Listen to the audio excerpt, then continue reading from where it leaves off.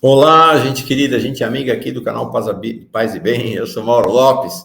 Esta é mais uma edição do programa Paz e Bem que está indo ao ar pela primeira vez nesta sexta-feira, dia 8 de março de 2024, Dia Internacional das Mulheres, e que fica no ar para você a qualquer momento. Então, bom dia, boa tarde, boa noite, quando a gente vier a se encontrar. Quero começar esse programa agradecendo todo mundo que está aqui no canal Paz e Bem, que está inscrito no canal Paz e Bem, mais de 40 mil pessoas inscritas, e fazer um apelo, um pedido direto a você. Se puder, apoie o canal Paz e Bem, faça uma assinatura. A gente não tem aqui, não fica pedindo superchat, não tem membro, não tem nada disso. Tem um programa simples de assinatura, está aqui na descrição do vídeo, para sustentar o canal sem maiores pretensões. A gente tem 3 estagiários que nos ajudam, a gente tem aqui e ali alguns poucos investimentos que são necessários para fazer, taxas de manutenção. Se você puder nos ajudar, todo mundo aqui é voluntário, cede seu trabalho voluntariamente, nos ajuda demais. Obrigado desde sempre. Então, hoje convidei o professor Pedro Lima Vasconcelos para a gente tratar de um tema especial, especialíssimo. Estamos às portas do Ramadã, do povo muçulmano. Vamos conversar sobre o significado deste Ramadã, desse período tão sagrado para irmãos e irmãs do Islã. Pedro, tudo bem? Bom dia, Mauro. Como vai você? A saudação a você, a quem nos acompanha neste episódio, mais este episódio, Paz e Bem. Bom, Pedro está de férias do nosso programa das segundas-feiras, às 5 da tarde. Voltaremos em maio, estamos aproveitando esse tempo para reprisar o antológico curso sobre o Belo Monte de Antônio Conselheiro, né, sobre Canudos. Tá? Estamos reprisando toda segunda-feira. A partir de maio, a gente retoma uma nova programação, um novo curso, sempre às segundas-feiras, 17 horas, ao vivo. Pedro, olha, acho que é importante falar de Ramadã. É importante falar de Ramadã, primeiro porque se a gente olhar, se a gente separar cristãos católicos e cristãos das demais denominações, o Islã já é a maior religião do mundo. 1,5 bilhão de pessoas no mundo. O Islã é superado pelos 2,6 bilhões de cristãos. Mas desses 2,6 bilhões de cristãos, 1,3 são católicos, o outro 1,3 são protestantes, pentecostais, neopentecostais, e aí ortodoxos, né? As diversas outras denominações no interior do cristianismo. Nós temos 1 bilhão e 100 milhões de pessoas sem religião, que se declaram sem religião no planeta já. Talvez a religião que mais cresça seja a religião das pessoas sem religião. E temos entre 800 milhões e 1 bilhão de adeptos do hinduísmo, né? O judaísmo, que está tão no centro da luta política global, né, com o colonialismo do Estado sionista de Israel, olha só, nós estamos falando de bilhão, né? São 13 milhões apenas de praticantes do judaísmo em todo o planeta. Pois bem, então, diante desses números tão brutais, tão avassaladores, é evidente que o Islã merece uma atenção especial. E agora, a partir deste domingo, começa o tempo do Ramadã, que dura praticamente um mês, começa agora domingo 8 de março, vai até 10 de março, vai até 8 de abril. O que é o Ramadã, Pedro? Então, Mauro, o Ramadã é um mês, como você acabou de dizer, o mês do Ramadã, né, que designa um marco no calendário muçulmano, que é um calendário fundamentalmente lunar, diferentemente do nosso calendário, que é solar. Então, ele se articula a partir das fases da Lua. Isso significa dizer que a cada ano nosso, o mês de Ramadã se desloca para antes, né? Não corresponde sempre às mesmas datas do nosso calendário, né? Então, este é um mês do calendário muçulmano todo especial, porque ele se refere aos dias anteriores, àquele mês que antecede, segundo a tradição muçulmana, a dádiva divina do próprio Corão, o livro sagrado muçulmano, né? Então, de acordo com uma tradição predominante, né, a oferta do Corão da parte de Deus para o profeta Muhammad aconteceu naquela noite, que é a última noite do mês de Ramadã. Então, a comunidade se prepara para este grande momento, né? E há uma grande celebração na noite que finaliza o Ramadã, que é chamada de Noite da Vitória. E, portanto, o mês anterior é marcado por uma série de práticas especiais, sendo que a mais destacada, a que mais chama a atenção, né, a que mais caracteriza esse tempo, é a prática do jejum. Desde o momento em que o sol aparece no horizonte até o momento em que ele desaparece do outro lado do horizonte. Então, durante todo este tempo, né, as pessoas devem abster-se absolutamente de toda ingestão de líquido ou de qualquer tipo de alimento, salvo exceções, pessoas adoentadas, etc, etc, né? À noite, as pessoas podem, de maneira moderada, comer, ingerir determinados alimentos, há prescrições em relação a isso, apenas para cumprir a necessidade de revigorar-se para o dia seguinte. Então, trata-se apenas de refazer as forças mínimas para dar conta do jejum do dia seguinte e assim durante todo o mês, né? Junto a esta prática, né, fundamental, né, estão outras. É momento de se encontrar com parentes, com vizinhos, visitar pessoas adoentadas, né, cuidar de pessoas portadoras de necessidades. Portanto, é um tempo muito intenso na vida da população muçulmana e é um tempo para o qual as pessoas se predispõem, elas se preparam com a expectativa da chegada daquele tempo particular, né? Na língua grega, a gente tem dois termos para dizer tempo, né? O primeiro termo é a palavra cronos, que designa o tempo na sua sequência, digamos assim, natural, né? Um dia, outro dia, mais um dia, mais... Agora, o kairos é o outro termo, ele designa um tempo especial, um tempo marcado do ponto de vista cultural, né? Bem, o Ramadã é, por excelência, um tempo, com duração de um mês, com essa marca, né?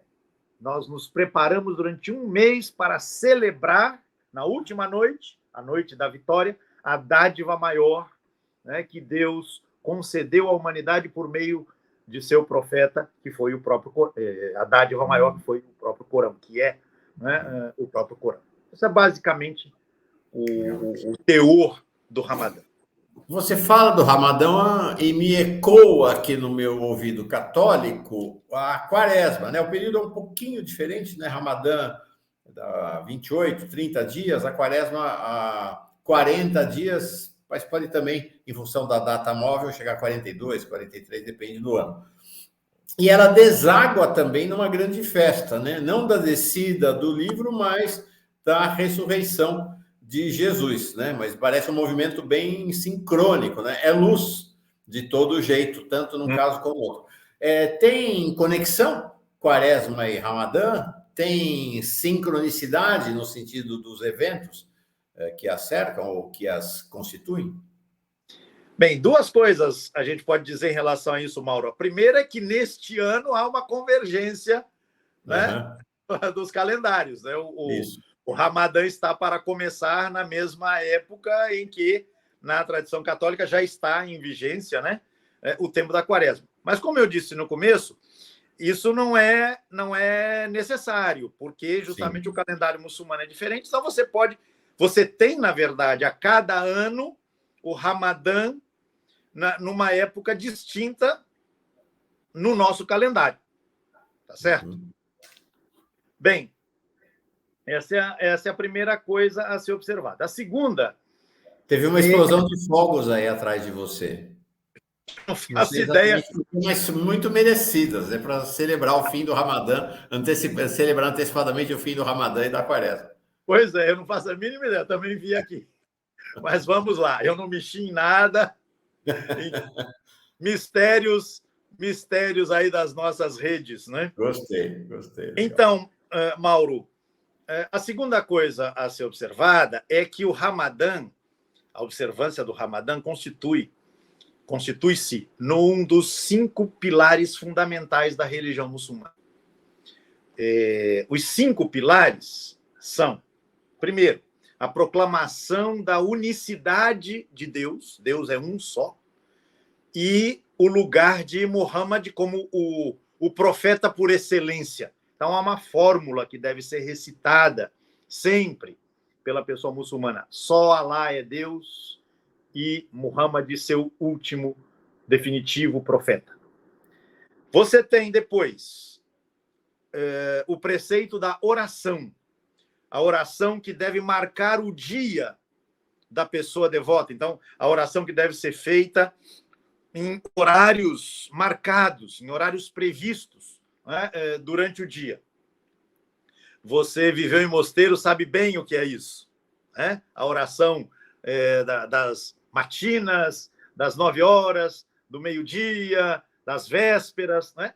Então, você tem isso também na tradição muçulmana, a oração. Há um termo que no árabe se diz zakat, e na falta de outra tradução, a gente coloca a palavra esmola para dizer. Então, cuidar de atentar à necessidade de quem precisa mais do que você, acudir a essa necessidade, a essa demanda que vem do outro, né? E acudir concretamente, materialmente, né? E você tem o jejum, Ramadã, o quarto pilar, e o 5º pilar é a peregrinação, chamada Hajj, que toda pessoa muçulmana deve fazer ao menos uma vez na vida. Ora, Mauro, o 2º, 3º e o 4º desses pilares, oração, esmola e jejum, esses 3 pilares, eles se constituíam, mesmo antes de o Islã se definir como tal, como obras de piedade do mundo judeu. E é interessante notar que no Novo Testamento há uma passagem do Evangelho segundo Mateus, no capítulo 6, em que Jesus aparece exortando sobre os modos a serem adotados, sobre as atitudes e o estado em que a pessoa haverá de se colocar para bem realizar estas 3 obras, a oração, a esmola e o jejum. E, curiosamente, este texto ele é lido na liturgia católica, imagino que talvez na liturgia anglicana também, em algumas outras igrejas evangélicas, no início da Quaresma, na liturgia da quarta-feira de cinzas. Então, a gente pode estabelecer aí conexões. Lembrar que na tradição, né, que hoje não está tão em uso, né, no mundo católico, né, a Quaresma é tempo de jejum também, né? Se fazia jejum na quarta-feira, na sexta-feira, né? Hoje o preceito está limitado à quarta-feira de cinzas e à sexta-feira santa, o preceito do jejum, da abstinência, né? Então, efetivamente, há conexões. E há conexões por quê, Mauro? Porque, ao contrário do que sugere a leitura muitas vezes enviesada das coisas, judaísmo, cristianismo e islã são 3 expressões de um tronco comum, que a gente costuma chamar de tronco abraâmico, né? Que se desenvolveu durante séculos no Oriente Médio, mais particularmente no território palestino. É bom acentuar esse território, desde o 2º milênio antes da nossa era, já se chamava Palestina, né? E se desdobrou nessas 3 expressões religiosas, né, que nós conhecemos. Como a gente costuma aproximar o judaísmo do cristianismo, mas distanciar os dois em relação ao Islã, né, essas conexões acabam por não serem percebidas, né? Mas elas... Você comentando isso me vem imediatamente à memória as passagens, até um curso que tivemos aqui, com o seu colega, o professor Emílio González Ferrin, o espanhol, que tratou com a gente exatamente desta convergência do Islã com o cristianismo e com o judaísmo. É incrível, né, que a base das 3 religiões chamadas abraâmicas não tenha tanta diferença assim, né? Não? Apesar das guerras que moveram, que se movem desde a antiguidade, né? Exatamente. E o professor Emílio, que você bem lembrou, né, ele mostra historicamente como é que este tronco se veio desenvolvendo ao longo de séculos, né, na antiguidade, né, e ele se ramifica, né, com o passar do tempo em 3 expressões distintas, que vão sendo definidas, uma na relação, na interação e na concorrência com as outras 2. Né? Agora, depois disso, a gente terá como que uma cisão, né?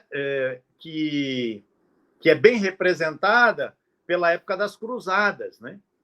Em que cristãos de um lado, muçulmanos de outro, disputam a posse da Terra Santa, leia-se, né? A Terra Palestina. E, pelo menos a partir dessa época, você tem o aprofundamento dessa cisão e o Islã passa a ser visto como o inimigo do Ocidente, entre aspas, Ocidente esse que se vê herdeiro da tradição judaico-cristã. Então, você tem o judaísmo e o cristianismo colocados de um lado do fronte e o Islã como o grande inimigo a ser combatido. Né? Um elemento fundamental para a gente entender, inclusive, o drama, a tragédia, a catástrofe que se abate hoje sobre o povo palestino por obra do Estado sionista de Israel. Vamos entrar nesse assunto daqui a pouquinho, mas antes eu queria ver com você se você compartilha desta visão, dessa constatação, que, vamos dizer assim, o islamismo é uma religião, e os seus 1 bilhão e 500 mil, é claro que tem o muçulmano não praticante, isso tem em todas as religiões, né? Aquele que não vai na mesquita, que não observa as prescrições, e que é, às vezes, muçulmano por tradição familiar, e assim vai. Mas me parece que há um nível de adesão, você usou uma palavra interessante, que é a adesão cultural, né? Mais do que propriamente religiosa, porque é uma construção de visão de mundo, né? De ser e estar no mundo, no universo universo das energias e no universo do tempo. Há uma solidez cultural neste mundo muçulmano, nesse ponto de vista, né? De uma presença, de uma adesão, me parece que bem maior do que há hoje no catolicismo. A gente que vive aqui no Brasil, que é ainda hoje o maior país católico do mundo, a gente vê o quanto esse tempo da quaresma, para a imensa maioria dos católicos, não faz diferença alguma, né? Não há adesão, não há essas práticas. Perdeu-se, né, culturalmente, essas práticas que são hoje mantidas por pequenas comunidades católicas. Então, essa constatação é verdadeira? Há uma adesão do ponto de vista desse agrupamento de 1,5 bilhão de muçulmanos a este projeto religioso, cultural, bem maior do que há nos católicos hoje? De modo geral, eu diria que sim. Né? A questão e aí é mais desafio, né? É tratar de entender por quê. Uhum. O que você está sugerindo, você está dizendo, em outras palavras, o Islã impregna o cotidiano, né, da vida das pessoas, né, que vivem numa faixa, na verdade, né, numa faixa que, se a gente olhar no mapa, vai desde Marrocos, no norte da África, até a Indonésia, quase lá na Oceania, né, passando pelo Oriente Médio, os 200 milhões de muçulmanos, muçulmanas que existem na Índia, né? Enfim, é um arco imenso, né? O Islã, ele impregna muito mais a vida, né, das pessoas que vivem sob estas referências do que o mundo cristão, católico em particular, mas o mundo cristão de modo mais amplo. Por que, Mauro? Toda explicação ela é redutiva, né? Mas alguns elementos, quem sabe, ajudem a gente a pensar. O tal Ocidente, ele estabeleceu uma cisão entre o mundo da religião e o mundo da esfera sociopolítica. Isso veio de longa data, a partir de uma noção que vem, na verdade, do mundo grego, que cinde o ser humano em alma e corpo. E, a partir dessa cisão, vai ser atribuída à religião a tarefa de orientar as pessoas no que diz respeito à sua alma, salvar a alma, né, mortificar a alma em vistas ao além, etc. E as tarefas referidas ao corpo, à corporeidade, às necessidades imediatas, elas são colocadas no plano do político. E o político nada tem a ver com o religioso e vice-versa, né? Bem, isso falando de maneira muito esquemática. Tá. O que acaba acontecendo é que, no desenrolar desse processo, chega a época chamada do Iluminismo, que vai impactar, vai reforçar esse movimento, incidindo em quê? Religião é coisa da esfera da intimidade das pessoas. Suas demandas existenciais, suas angústias, seus temores. Mas a vida social, a vida, né, cotidiana, as relações, não tem que estar permeadas, né, do religioso. Ora, na medida em que o religioso vai sendo confiado a essa dimensão, digamos assim, e, por outro lado, as instituições religiosas refazem as suas alianças com os poderes políticos de plantão, então você tem essa sensação de que, bem, a religião serve na medida em que haja uma demanda, que haja uma necessidade. E ela deixa de incidir, e eu estou falando da religião cristã, fundamentalmente, né? Ela deixa de incidir, né, no sentido de referenciar, de configurar, né, elementos importantes da visão de mundo que orienta essas pessoas, né? Isso não aconteceu no Islã. Essa cisão entre fé e vida, ou aquilo que nos anos 80, 90, né, Mauro, nós chamávamos, né, a relação entre fé e política, né? Essa cisão não aconteceu. Se de um lado isso redundou na criação de regimes teocráticos, e a gente vê, né, muitos países muçulmanos são marcados por essa lógica teocrática, por outro lado, há que se entender que a força dos preceitos religiosos é muito maior na população muçulmana do que, comparativamente falando, né, na população cristã. Então, eu acho que esse elemento ajuda a gente a pensar, né, essa disparidade à qual você se referiu. Porque, de certa forma, no interior do cristianismo, também separa católicos de pentecostais e neopentecostais, com um nível de adesão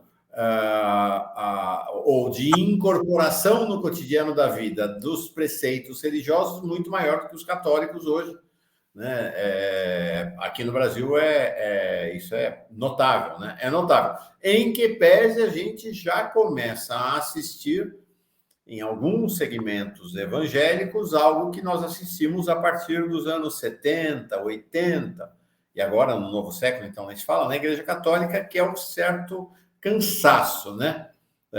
Assim, um certo cansaço do que as pessoas passam a considerar o peso da religião sobre suas costas. Então, você já começa a ter, ainda é inicial, mas você já começa a ter o evangélico não praticante, como o católico não praticante, né? O evangélico que não vai no culto, que não segue as prescrições, né? Por outro lado, a gente assiste ao ressurgimento de uma proposta teocrática num contexto como o nosso. Isso. Né?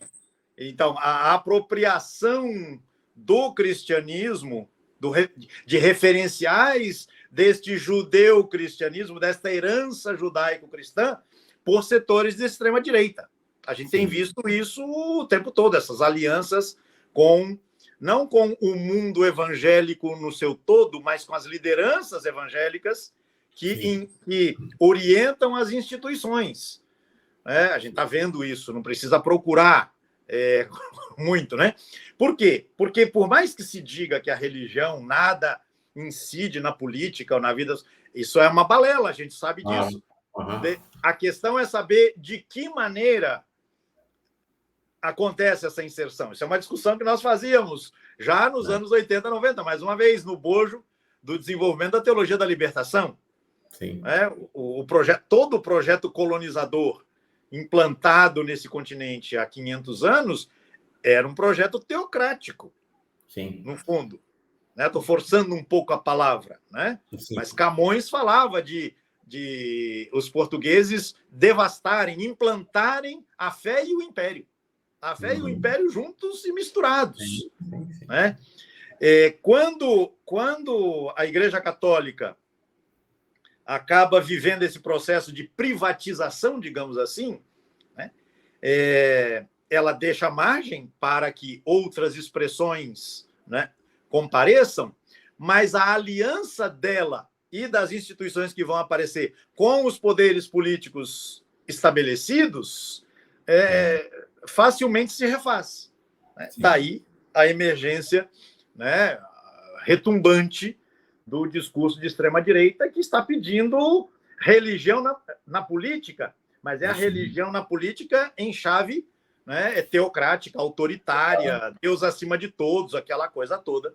Deus no poder, né? E aí você tem uma aliança desses segmentos fundamentalistas ou da extrema-direita evangélica com a católica, né? Que se unem ao redor desse mesmo caminho. Aí tem um aspecto interessante, e a ideia é essa mesma, né? Deus no poder, né? O discurso é esse, né? Eles encarnam, e o Bolsonaro estar na presidência é a antessala ou é uma representação, teocrático mesmo, né? Eles olham para o Bolsonaro e veem no Bolsonaro o filho de Deus escolhido para estar na presidência da República, né? Jair Messias. Isso aí. Agora, aí eu vou te colocar de supetão, sem que isso tenha sido planejado por nós, para a gente ir caminhando para o final. Tem mais uma questão que você ia colocar e que eu acabei me esquecendo, você vai me lembrar daqui a pouco. Mas antes dela, que é a seguinte: há um movimento curioso que aconteceu ao longo da história. Historicamente, a direita ou a extrema-direita católica / cristã sempre foi antissemita. Sempre foi antissemita. Né? Você pega a direita da Igreja Católica, apoiou o nazismo e o antissemitismo está incorporado na lógica da extrema-direita. Está lá o nazismo, né? O fascismo e outras expressões, mas mais destacadamente o nazismo. A gente vê ao longo da história, principalmente no novo século, agora uma mudança radical, em que esses segmentos antissemitas no interior do cristianismo vão convergir com o judaísmo para o anti-islamismo. E aí você, me parece que constrói uma aliança cruzada, né? Uma aliança das cruzadas, né? Contra o Islã. Né? Aí agora em aliança dessas duas dimensões, né? A dimensão cristã e a dimensão judaica, que se expressa agora aqui no Brasil, né, mais do que em qualquer outro país do mundo, esta ideia de que a luta contra os palestinos é uma luta de fundo religioso. Né? Sim, sim. Eu colocaria a questão da seguinte maneira, Mauro. Há que se distinguir entre antijudaísmo e antissemitismo, para começar. Ok. Então, eu diria assim, durante séculos, a Europa cristã desenvolveu formas de antijudaísmo muito, muito intensas. Houve um tempo, Mauro, na Idade Média, por exemplo, em que na Sexta-feira Santa se pegava uma pessoa judia, se amarrava numa estaca e se flagelava essa pessoa, se açoitava essa pessoa. Em nome de quê? Em nome de punir nela o povo judeu que seria responsável pela morte de Jesus. Né? Durante séculos, né, a crucificação de Jesus foi atribuída ao povo judeu. E isso por conta de umas passagens que estão no Novo Testamento, o sangue dele caia sobre nós e nossos filhos, e coisas do tipo. Né? Então, este antijudaísmo, né, explica uma instituição como a Inquisição, por exemplo, né, com repercussões, inclusive, aqui nas colônias, né, luso-hispânicas. Né? Então, agora, o anti-islamismo nunca deixou de estar no horizonte. Então, durante muito tempo, o cristianismo cultivou os dois anti, né? O anti-judaísmo e o anti-islamismo. Isso. Dentro da Europa, o anti-judaísmo. Vamos simplificar a coisa. Dentro da Europa, o anti-judaísmo. Na busca para conquistar o Oriente, para ocidentalizar o Oriente, o Mediterrâneo Oriental, o anti-islamismo, que também, nesse caso, é uma expressão de antissemitismo. Sim, porque o povo palestino... Foi meu equívoco em confundir antijudaísmo com antissemitismo. São todos semitas. Pois é. Então, o antijudaísmo, ele é uma expressão e o anti-islamismo é outra expressão, ambas de antissemitismo, vamos dizer assim. Né? Mas o problema não está no semitismo. Né? É parte da estratégia sionista trazer o antissemitismo para si, como se apenas o povo judeu fosse vítima deste anti. Hoje, a expressão mais brutal de antissemitismo é o massacre que está acontecendo na faixa de Gaza. Né? Então, essa é uma coisa. A segunda observação que eu faria é, não estando o Islã fora do foco do Ocidente, muito pelo contrário, o que acontece é que a instalação do Estado sionista de Israel é mais um passo para o ataque àquele que é tido desde séculos como o grande inimigo do Ocidente. O grande inimigo do Ocidente é o Islã. E quem dizia isso, né, no final do século passado era um cientista político assessor da Casa Branca para questões internacionais, o Samuel Huntington, num livro que ficou muito conhecido à época, chamado O Choque das Civilizações. Então, essa associação do Islã com o terror, né, o Islã associado com essa ideia de que ele fomenta formas baixas, atrasadas de cultura, etc. etc. O próprio projeto de criação do Estado judeu, que será materializado, né, em 1948, essa formação é pensada por um dos seus ideólogos principais, Theodor Herzl, no final do século XIX, né, como um posto avançado da Europa para conter o perigo asiático. Leia-se o perigo muçulmano. Então, é preciso garantir que Israel se imponha ao território que, segundo a escritura né, da religião judaica tinha sido seu na época de Davi, do rei Salomão, enfim, né? O que significa despalestinizar a Palestina, significa desislamizar a Palestina e, com o passar do tempo, desislamizar mais outros territórios, na medida em que isso vai se tornando possível. Sim. Então, essa é talvez a tradução contemporânea, né, desse momento de uma luta que é secular, que é a de ocidentalizar o Oriente. Leia-se o Oriente Médio, o Oriente, né, o litoral oriental do Mar Mediterrâneo. Né? Enfim, vamos ver onde é que isso vai chegar. Trágica ironia, né? Porque no momento em que a Inquisição vai para cima dos judeus, na Europa, ou em parte da Europa, pelo menos, quem vai acolher os judeus são os muçulmanos, né? E você vai ter uma florescente civilização, vamos dizer assim, islamo-judaica, ali no sul da Espanha, por exemplo. No norte da África, quando os reis católicos expulsam os segmentos muçulmanos da Península Ibérica, onde é que vão encontrar refúgio? São os judeus sefaraditas que vão se abrigar fundamentalmente no norte da África, acolhidos por seus irmãos e irmãs muçulmanos. Né? E por conta disso, Mauro, estes judeus, quem explica muito bem isso é seu amigo Breno Altman, por conta disso, dessa contaminação com o mundo muçulmano, esses judeus sefaraditas são tidos como judeus de segunda categoria no atual Estado de Israel. O atual Estado de Israel é governado desde a sua fundação, né, pelo terrorista Ben Gurion e outros terroristas que vieram depois, Menachem Begin, Shamir, etc, etc. Todos eles são judeus não sefaraditas, são judeus askenazi do centro da Europa. São brancos. Né? Há discriminação entre judeus no Estado de Israel.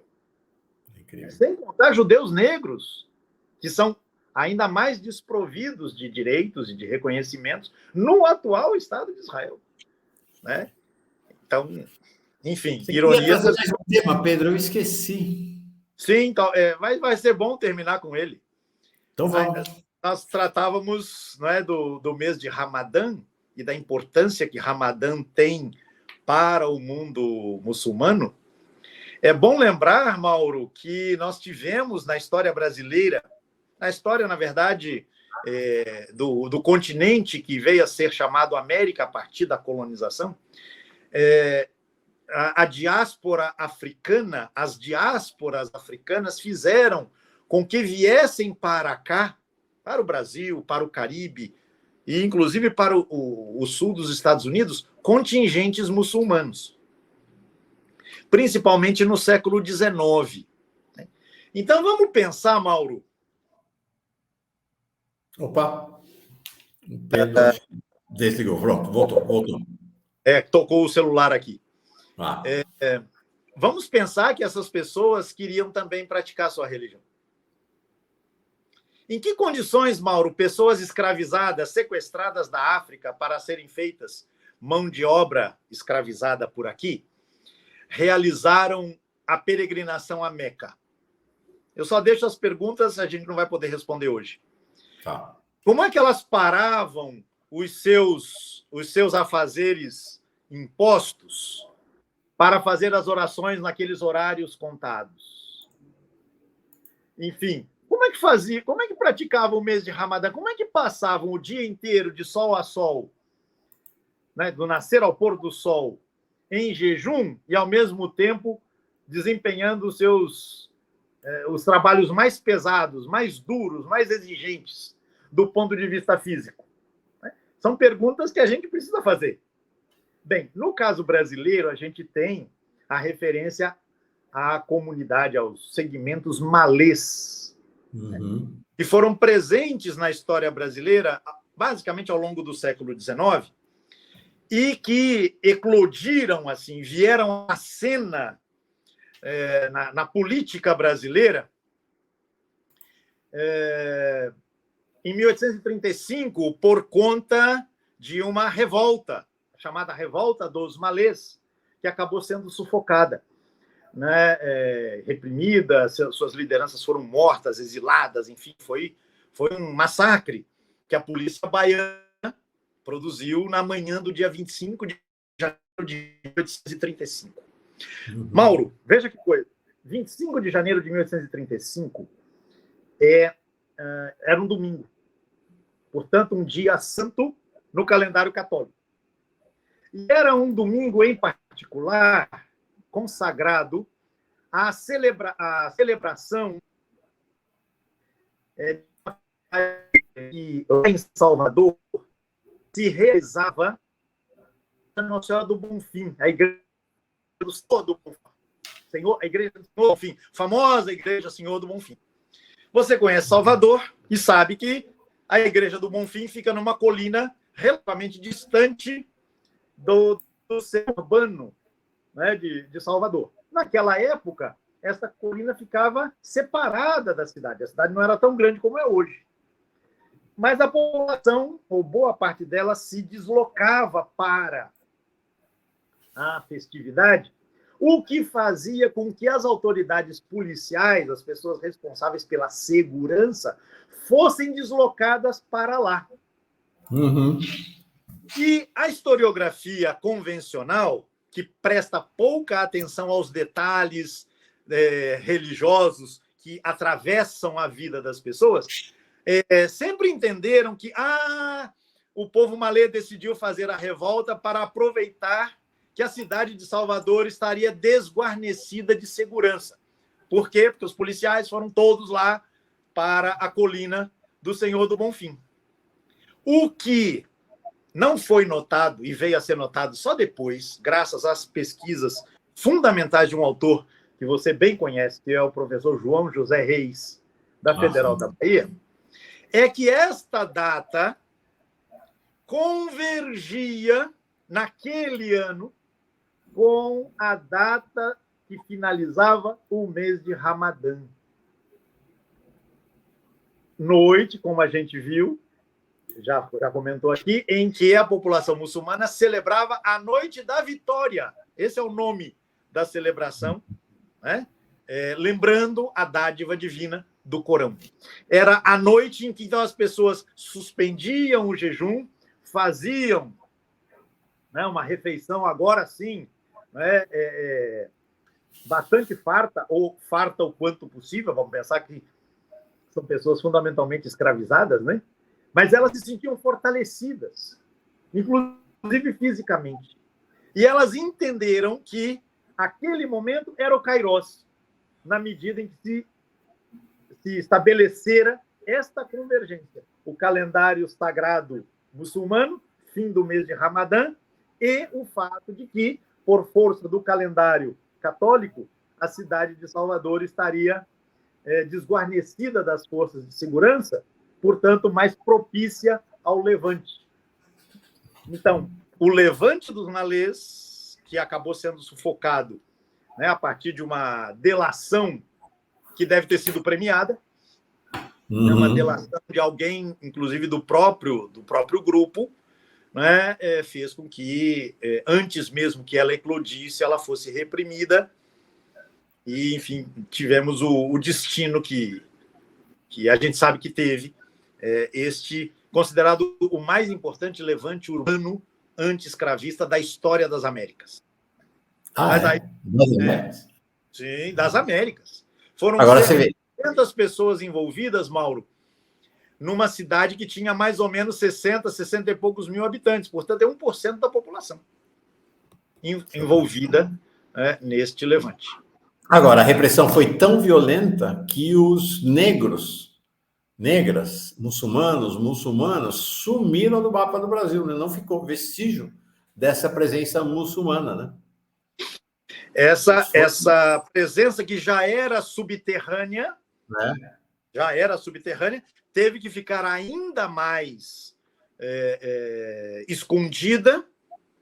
Por quê? Porque havia o precedente deste levante. Antes da revolta dos malês, o grande temor no mundo dos senhores de escravos era o que tinha acontecido no Haiti. Uhum. Repetisse aqui o que ocorrera no Haiti. A partir de 1835, o grande perigo era o perigo malê. Veja como se reforça a ideia de que malês, muçulmanos, pessoas muçulmanas, representam risco, representam perigo, né, para a continuidade do projeto branco patriarcal que se apresenta como judaico-cristão. Sim. Então a gente Com tem uma sucesso, tradução... né? Você vê, não tem mesquita negra na Bahia, em Salvador, né? Não, e não podia, né? É. Havia lá um senhor que era um pouco mais condescendente, permitiu que o pessoal criasse lá um espaço para fazer suas preces, seus rituais, logo foi denunciado. Né? Então as pessoas tinham que fazer isso de maneira absolutamente clandestina, o que, aliás, Mauro, para mim é uma coisa absolutamente surpreendente. Como é que elas conseguiam fazer isso? Como é que elas conseguiam se articular? Como é que elas conseguiam aprender o árabe para ler o Corão, para recitar o Corão? Como é que elas conseguiam realizar os preceitos da religião muçulmana, que era absolutamente proscrita? Sim. Enfim, né, é um tema empolgante da história brasileira, né, pensar esse Brasil subterrâneo com marcas muçulmanas, em que o Ramadã foi experimentado, foi vivido. Sabe-se lá em que condições, a gente não tem quase notícias a respeito. Maravilha. Grande encontro. Nossa senhora, era para ser 25 minutos, 20 minutos, meia hora, 47 minutos de conversa, mas é sempre empolgante conversar contigo, Pedro. Você segue, então, aí nesse seu recesso em relação ao Paz e Bem? Claro que não, em relação às suas obrigações na Universidade Federal de Alagoas, no Toro de Psicanálise, aí em Maceió, mas em maio voltamos com um novo curso de Pedro Lima Vasconcelos, quem sabe em alguma edição extraordinária aqui no Paz e Bem, ou então lá no Fórum Café, onde o Pedro esteve ontem, quinta-feira. Valeu, Pedro. Muito prazer. Legal. O que significa dizer isso que você acabou de falar, que eu não estou em recesso, porque estou preparando o nosso trabalho. O curso. É isso aí.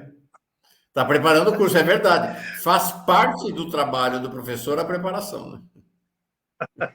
Exatamente. A questão palestina. Vamos a ela. É isso aí. Vamos a ela. Vamos embora. Vamos a ela. Iremos a ela a partir de maio. Valeu. Abração, gente. Mauro. Abração a todo mundo que nos acompanha. Paz e bem. Paz e bem.